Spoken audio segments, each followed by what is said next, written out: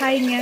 கருணக்கிழங்கு வந்து எல்லோரும் புளி ஊற்றி எண்ணெயில் போட்டு பொரித்து அதோட மருத்துவ பயனே எதுவும் இல்லாத மாதிரி ஒரு குழம்பு வச்சு சாப்பிட்றீங்க.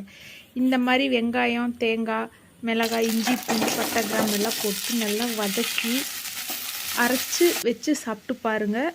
நான்வெஜ் டேஸ்ட்டில் சூப்பராக இருக்குங்க. மஞ்சள் தூள், மல்லித்தூள் போட்டுக்கலாங்க. இதை ஆட்டி எடுத்துகிட்டு வந்து வச்சுக்கலாம்.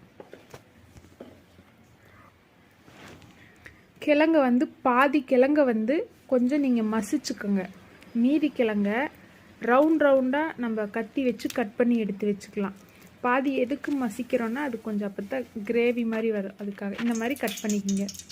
அடுத்து கடுகு போட்டு வெங்காயம், கருவேப்பிலை போட்டு தாளிச்சுட்டு இந்த கிழங்கு போடுங்க. கிழங்கு போட்டு உப்பு போட்டு அந்த கிழங்குல கொஞ்சம் உப்பு பிடிக்கணும்.